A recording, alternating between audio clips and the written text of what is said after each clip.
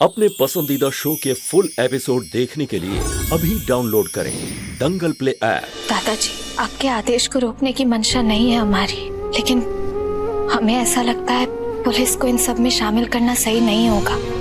आप ही कहते हैं ना, जिनकी इज्जत होती है बदनामी भी उनकी ही होती है।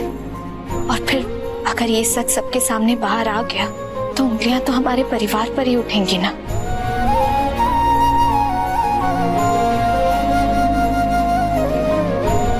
बाबूजी, सुमन सही कह रही है। अब इसकी वजह से हमारे घर पे उंगलियां नहीं उठनी चाहिए। लेकिन इसका असली चेहरा देखने के बाद हम इसको बर्दाश्त नहीं कर पा रहे हैं। अब तो कानून ही इसे इसकी अकल ठिकाने लाएगा। बड़ी माँ, आप ही कहती हैं ना, सफेद कपड़े पर दाग लगने का डर भी सबसे ज्यादा होता है। और फिर हमारा ये साफ सुथरा घर, कानून की सजा इस पर दाग लगा जाएगी। तो अभी के अभी इसको इस घर से निकाल के बाहर फेंको, इस गंदगी को जो हमारे इस पवित्र घर को गंदा बनाने आई है यहाँ पर। आपकी बात बिल्कुल सही है दीदी, लेकिन इस समय किसी लड़की को बेघर करना सही नहीं होगा। ये जैसी भी है एक लड़की है। एक लड़की को रात बिरात बेघर करना हमारे खानदान को शोभा नहीं देता दीदी। लेकिन इसकी सच्चाई जानने के बाद हम इसको एक पल के लिए भी अपने घर के पनाह में बर्दाश्त नहीं कर पा रहे हैं। बड़ी माँ, इस चीज का भी इंतजाम अंशुमन जी ने पहले से ही कर दिया है। यही शहर में पास में एक होटल है, तानिया जी जब तक चाहे वहाँ पे रह सकती हैं। बाहर ड्राइवर भैया खड़े हैं, वो उन्हें वहाँ तक छोड़ देंगे।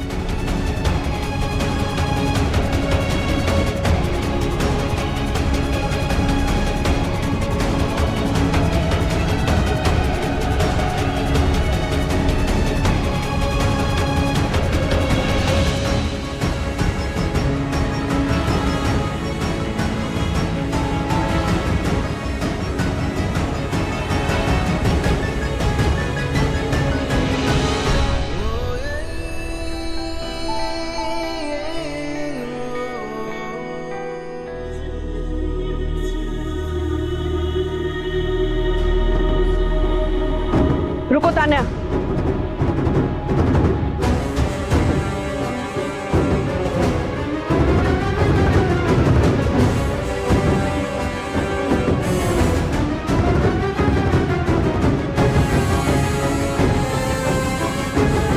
इसी पैसे की मंशा से तुमने घर की इस दहलीज को पार किया था ना।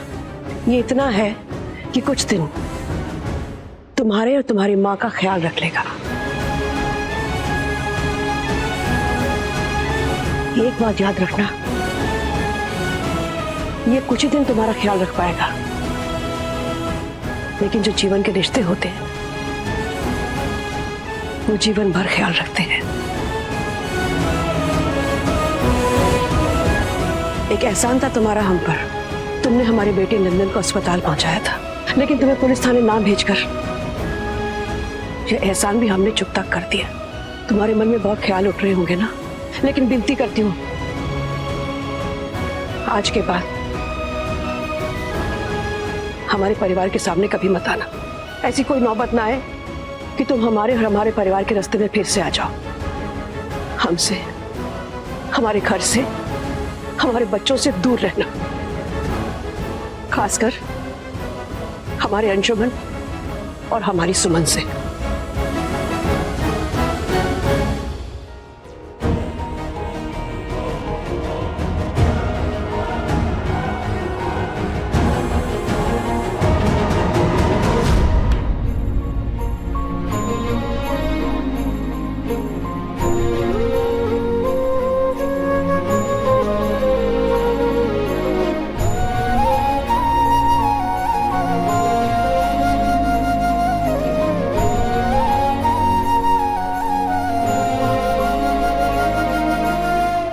छोटी माँ, ये तो नाइंसाफी हुई ना।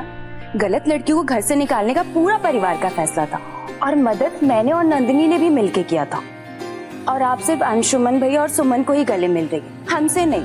अरे आरती बेटा, हम है ना, सबको एक साथ गले लगाने के लिए। आज पूरा परिवार एक साथ है और एक साथ खुश है। आओ।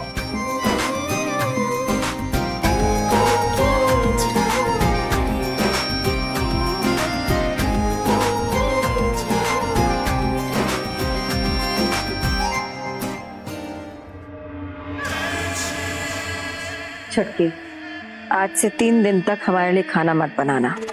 नीरू और उसकी बेटी पे विश्वास किए हम, इस पाप का भागीदार बने हम। प्रायश्चित तो करना पड़ेगा ना हमको। नहीं दीदी, दीदी गलती सिर्फ आपकी नहीं है, हम सब कहीं ना कहीं भागीदार हैं। और जो कुछ भी हुआ अनजाने में हुआ है दीदी। अब अच्छे समय की शुरुआत होगी। लेकिन अनजाने में इस गलती का सबसे बड़ा भागीदार तो हम ही है ना, तो हमको पश्चाताप तो करना ही है। नहीं, ये सब समय का खेल है। और कल का दिन तो बहुत शुभ है। कल आपके बड़के बहुआ का जन्मदिन है। सिर्फ जन्मदिन नहीं है दीदी, उसके नए जन्म की शुरुआत है। और कल शिव चतुर्थी भी है, तो हम मंदिर में महारुद्राभिषेक करवाएंगे ताकि हमारी बच्चों की जिंदगी पर किसी बुरी बला का काला साया ना पड़े। अंशुमन और सुमन की जिंदगी से सारी परेशानियां दूर हो जाए।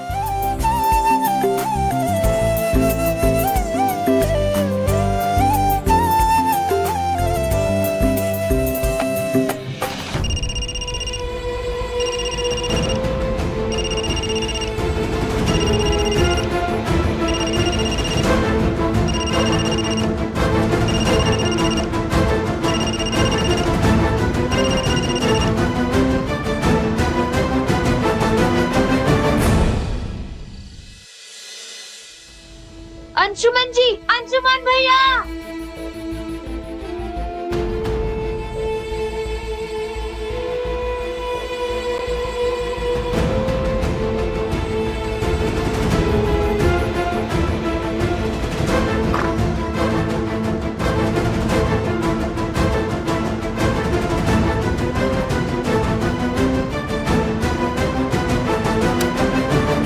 Happy birthday to you. Happy birthday to you. Happy birthday dear Anshuman. Happy birthday Anshuman. माँ माँ, ये क्या तरीका है बर्थडे विश करने का? आप लोगों ने तो मेरी जान ही निकाल दी। Happy birthday. ये प्लानिंग जरूर तुम दोनों की होगी। इधर आओ। नहीं नहीं, प्लानिंग सुमन की थी, साथ हम सबका था।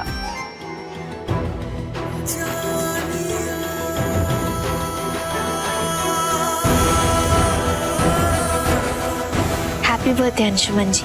थैंक्स। चलिए जल्दी केक कट कीजिए। Birthday to you. Happy birthday dear Anshuman.